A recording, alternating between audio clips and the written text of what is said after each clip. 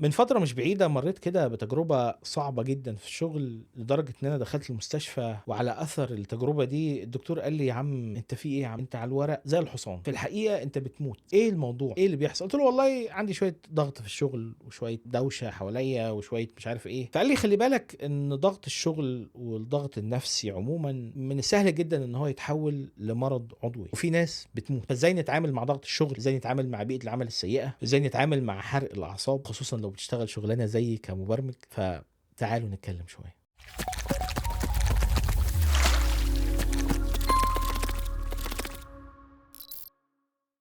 السلام عليكم ورحمة الله وبركاته، أهلًا بيكم في فيديو جديد. لو أنت جديد هنا معانا في القناة فأنا يحيى، مهندس برمجيات بقى لي قرابة ال15 سنة باشتغل في برمجة الموبايل، وعلى مدار بقى الشغل بتاعي ده مريت بأشكال وأنواع مختلفة من أنواع الشركات وأنواع الناس وأنواع بيئات العمل. فالنهارده أنا جاي أقول لك بقى خلاصة اللي أنا اتعلمته. أول حاجة معانا هو مبدأ رائع جدًا، جدًا، جدًا، جدًا اسمه ما تولع، ما تولع يا عم وأنا مالي، أنا مال أمي. ما تولع يا عم. لازم تبقى عارف ان شغلك في الشركة مبني على اساس عقد بينك وبين الشركة. العقد ده بيقول ان الشركة اللي اسمها كذا اتفقت مع الموظف اللي اسمه كذا ان هو هيشتغل عدد ساعات كذا وياخد مرتب معين كذا، وبقى في شوية واجبات وشوية مهام وشوية حاجات وتيرمز اند كونديشنز وكل الكلام الجميل ده، ولكنها والله بقى هي لا شركة ابوك ولا انت بتبني في ملكك ولا بتعمر في بيتك ولا جو بقى بتاع انت ابن الشركة ولازم تخليك معانا ولازم تعمل مش عارف ايه ومعلش الساعة 12 انا عايز الايميل الفلاني وقبل ما تنام لازم تخلصي البرزنتيشن الفلانية. طب ما تولع يا عم، ايه المشكلة؟ ما تولع فعلا. صح انت راجل بتحب شغلك وقلبك على الشغل وبتاخد كده شوية ريوردز وشوية جوائز وشوية دوبامين لما بتنجز شغلك وتشوف شغلك كده كامل وجميل ومنجز وبيرفكت، ولكن للأسف انت من كتر ما بتعيش في الجو ده بتبدأ تدمن انك تاخد المصدر السعادة بتاعك من الشغل، فتبدأ بقى تهمل حياتك الشخصية، جوانب كتير من جوانب حياتك اللي انت كنت مهتم بيها يمكن زمان، ولكن لانك اشتغلت في شركة وبيئة عمل سامة بدأوا يدوك بقى ايه سكر كتير سكر كتير، فانت تنبسط تنبسط تنبسط وبعدين يقوم قايل لك ايه، لا ده انت عايز تاخد اجازة، ما ينفعش. فالمبدأ الاول اللي انا بقيت دايما ماشي بيه في حياتي، ما تولع يا عم الشركة وانا مالي. ما هو مين اللي بيرزقني، الشركة ولا ربنا؟ ربنا اللي بيرزقني. والله بقى هم ناس اي كلام وبيضغطوا عليا بالطريقة دي، انا هديهم الثمان ساعات بتاعتهم. ودايما خليك واضح وخليك صريح وخليك مباشر. والله انت عايز شغلانة المعينة دي، انت بتديني مهام مثلا اضافية من المهام بتاعتي، بتديني مثلا مهام اضافية اكتر من المهام بتاعتي، والله لا ده دي سعرها يبقى كذا. انا الجوب ديسكريبشن بتاعي بيقول ان انا بعمل 1 2 3. والله بقى انت جايب ناس جديده في التيم وعايزني اعلمهم، بس انا الجوب ديسكريبشن بتاعي مش مكتوب فيه ان انا محتاج اعلمهم. يقول لك لا بس انت والشركه واحنا لازم واحنا مش عارف ايه. قول له ماشي خلاص، انا ممتاز، انا ما عنديش اي مشاكل، انا عندي استعداد اشيل المجهود ده، بالعكس ده شيء رائع وهيزود عندي الخبره وهيزود عندي مش عارف ايه، ولكن انا عايز قصاد ده فلوس زياده ووقت زياده.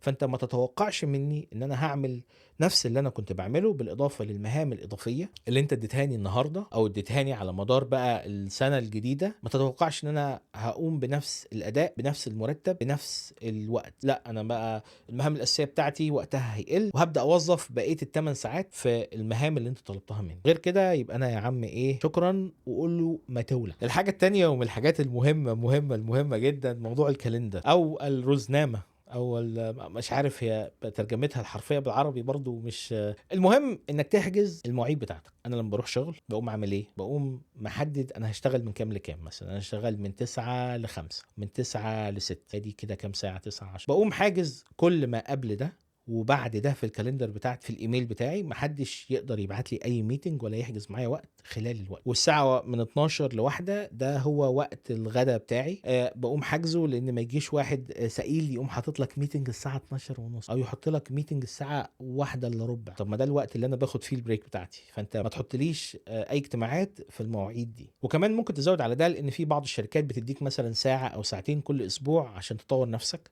انا عارف ان ده ممكن يكون كلام خيال علمي، ولكن هو موجود في بعض الشركات. بتقوم انت حاجز ساعه او الساعتين دول برضو حاجزهم في الكالندر، بحيث ان الوقت ده يكون وقت محجوز. لان مع لخبطه الميتينجز وبعدين لخبطه المواعيد وتلاقي واحد بعت لك حاجه بوظ لك الروتين بتاعك، هي دي بدايات واكبر النار من مستصغر الشرر. دي بدايه شراره كده، هي بدايه الضغط النفسي، هي بداية القرف والصداع وحرقة الأعصاب. فأنت من الأول تقطع عليه الطريق وتقول له لا يا اسطى، أنا مش عايز الكلام ده، انا دي مواعيدي، والله عجبك مش عجبك يبقى بقى ايه اوفر تايم، خليها بكره، خليها الاسبوع الجاي. صح، في اوقات انت بتضطر تيجي على نفسك، وفي اوقات انت بتضطر تشتغل في وقت بره وقت الشغل بتاعك، ولكن دي بتبقى اوقات. انا في سؤال دايما لما بروح انترفيو بسالهم فيه، بقول لهم انتوا حجم الضغط عندكم شكله عامل ازاي؟ يعني دلوقتي احنا بننضغط، كل الشركات بتنضغط عادي، ما هو كل الشركات فيها تسليم، وكتير بنحتاج نيجي على نفسنا، بس لحد امتى؟ خصوصا لو بقابل التيم، بقول لهم الضغط ده انت ممكن تقدره مثلا ان هو هيبقى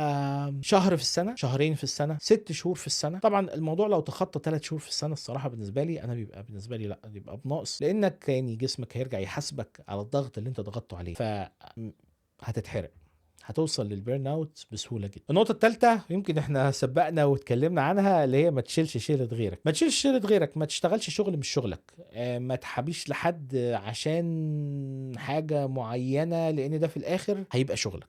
بعد شويه هيتعودوا ان يحيى بقى يعمل كذا، وبعدين انت لما تيجي تقول لهم لا ده مش شغلي، يقوم قايل لك ايه ده؟ طب ما انت عملتها المره اللي فاتت واللي قبلها واللي قبلها واللي قبلها. احنا بشر وبنبني عادات، فسواء بقى العادات دي كانت سيئه او جيده، ولكن هم تعودوا منك ان انت بتشيل الشغل ده وما بتقولش حاجه. لما انت تيجي النهارده وتقول لا انا مش هشتغل، انا مش عارف ايه، هيقول لك ايه ده انت بتتغير ولا ايه؟ لا انت اتغيرت علينا كده، انت عودتنا على كذا. هم ما بيقولوش كده، بس ده لسان حالهم. انت عودتنا على انك بتشتغل زي لا مؤاخذه الطور في السقي، فانت ليه بقى النهارده عايز تشتغل زي العصفوره؟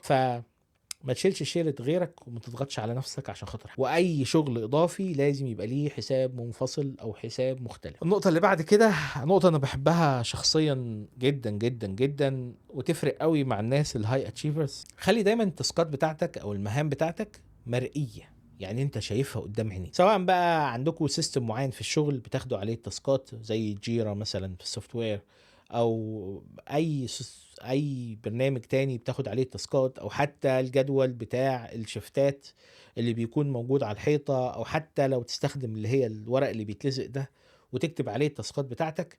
اهم حاجة ان التاسكات دي تكون مرئية ليك ومرئية لمديرك ومرئية للناس اللي حواليك، لان انت ممكن تكون راجل ما شاء الله عليك بتنجز، انت بتخلص شغل ال8 ساعات في ساعتين كويس، فهيبقى زيك زي اللي بيخلص التاسكايه في يوم او في يومين او في 10 ايام. لو الشغل بتاعك ده ما ظهرش، لو ما كانش فيه تيكت كده بتتحرك من مكان لمكان، وفي الاخر في حد بيقعد يريفيو التيكتس بتاعت الاسبوع او بتاعت الاسبوعين، بيشوف المهام اللي اتعملت وبيشوف مين عمل ايه، لو الكلام ده مش مرئي بالنسبة لك انت مش هتحس بالانجاز، ولو مش مرئي للناس اللي حواليك مش هيحسوا بقيمة وجودك معاهم في الشغل. وبعدين لو عندك تاسكات كبيرة حاول تكسرها على قد ما تقدر لورق صغير، لتاسكات صغيرة، عشان برضو يبان ان انت بتشتغل. الموضوع ده ممكن يتاخد على محملين، ممكن يتاخد على انك يعني عمال تتنطط على الناس وتقول انا بعمل تاسكات كتيرة، وفي ناس تعمل كده، ولكن خليك منطقي مع نفسك، لان تاني ده هيرد عليك، هيرجع يرد عليك تاني في جسمك وفي دماغك وفي صحتك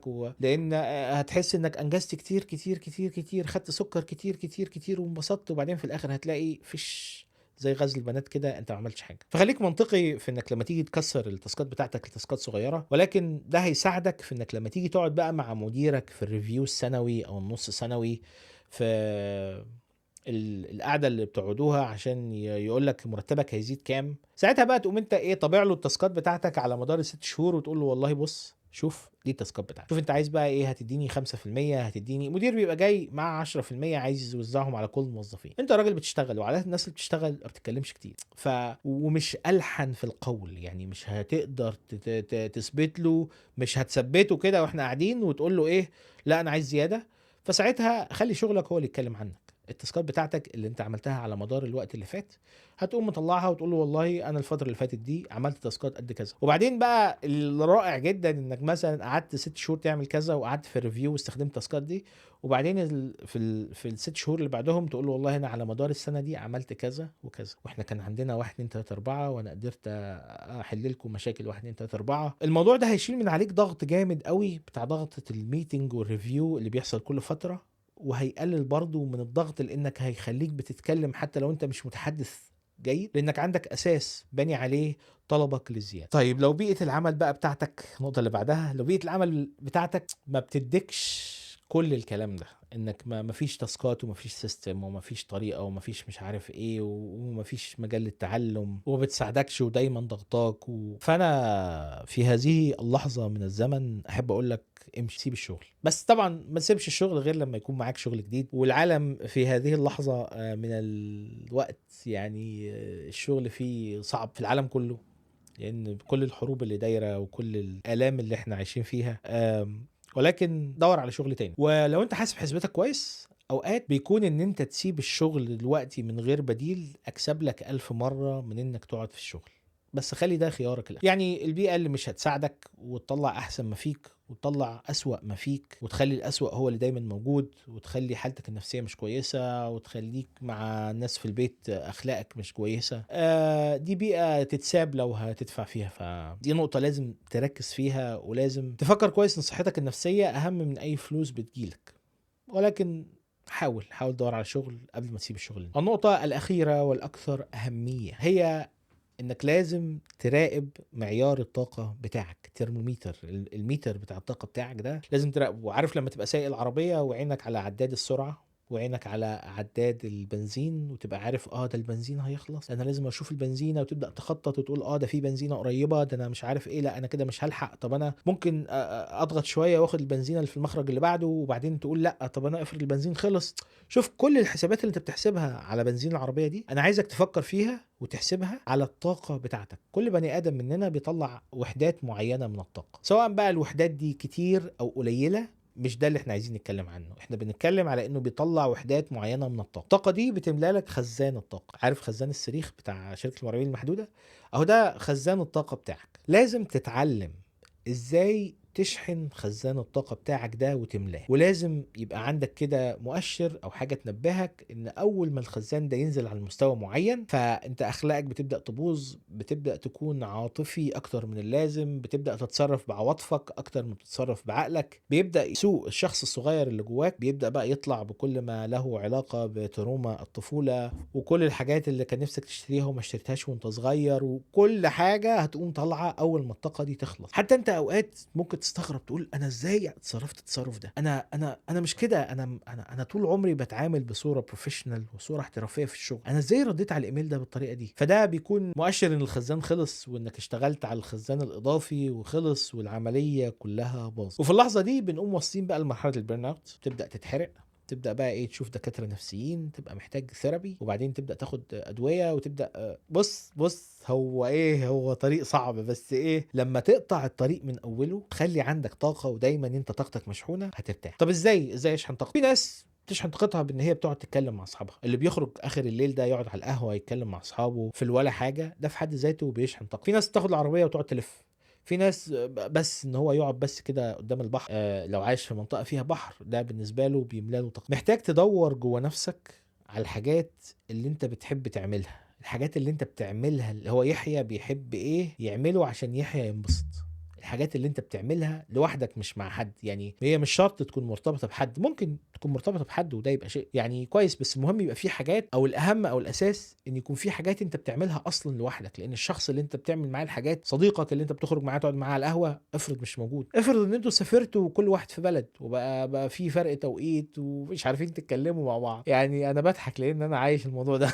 افترض ان انت عايش لوحدك، هتعمل ايه لنفسك عشان تكون كويس؟ في واحد بقى يحب يروح يتفرج على فيلم، في واحد يحب يروح يتمشى، في واحد يحب يروح يلعب رياضة. المشكلة ان موضوع خزان الطاقة ده اللي بيحصل مع الناس في الشغل ان هو بيبدأ يندمج في الشغل ويدوب في الشغل ويبدأ يشحن طاقته من الشغل، فيبدأ يبقى معتمد اعتماد اساسي على الشغل. عارف الراجل اللي هو اول ما بيقعد في البيت ما بيشتغلش، بيقول لك قعدة الراجل في البيت عاملة زي مش عارف ايه. المشكلة ان الراجل ده كان طول حياته او ما كانش عنده حياة، هو كان عايش في الشغل، كانت حياته هي الشغل. فاول ما الشغل وقف حياته وقفت، ما بقاش في ثناء من مديره ولا كلام معسول من صاحبه اللي هو بيشيله شغله، ولا حتى لو هو فعلا كان البيئة بتاعته كويسة وكانوا كل فترة بيختاروا افضل موظف او بيكرموا الشخص اللي عمل مجهود كويس. فحتى لو البيئة كويسة ولكن الناس الموظفين نفسهم اوقات بينغمسوا في البيئة لدرجة ان دي تبقى جزء منهم. فاول ما الشركة تمشيه او الشركة تقفل او يطلع المعاش او لاي سبب إن كان ساب الشغل، بيبدأ يفقد حياته، يحس ان هو بقى بني ادم. ايه ده؟ انا مش بني ادم، انا مش ده اللي انا متعود عليه. انا فين الحياة بتاعتي وفين الناس وفين كل الكلام الحلو اللي كان بيحصل لي؟ كل ده عشان انت اتعودت انك تملى خزان الطاقة بتاعك من الشغل او من نشاط معين انت كنت بتعمله. الهدف من انك تتابع مؤشر الطاقة بتاعك انك كمان يكون عندك مصادر متعددة ومختلفة ومتنوعة لانك تشحن الطاقه بتاعتك دي. عندك مصادر، انت بتاخد شويه طاقه من الشغل، بتاخد شويه طاقه من اصحابك، بتاخد شويه طاقه من ولادك، بتاخد شويه طاقه من ناس مختلفه، ولكن المهم ان معظم الطاقه اللي انت بتاخدها تكون جايه من جواك انت، تكون جايه من حاجه انت بتعملها، حاجه انت بتحبها. زي مثلا يكون عندك مشروع جانبي لما بتشتغل فيه بتحس بالسعاده، زي انك تاخد اجازه وتروح في مكان، زي انك تخطط اجازتك، زي انك تشتري كاميرا ولا حاجه جديده ولا اي حاجه من الحاجات اللي انت وكل ما تشحن طاقتك اكتر كل ما ده بيأجل البيرن اوت او انك تتحرق في الشغل او حتى في الحياه عموما، وان فجاه هتلاقي نفسك وقعت ومش شايف قدامك. لا، لما تخلي خزان طاقتك دايما مليان حياتك هتكون دايما سعيد. بس يا سيدي، ده كان فيديو النهارده. عايزك بقى تنزل في التعليقات وتتحفني وتقول لي انت بتشحن طاقتك ازاي وبيئة العمل بتاعتك اللي انت شغال فيها شكلها عامل ازاي. ولحد ما اشوفكم ان شاء الله في الفيديو الجاي، اشوفكم بخير والسلام عليكم.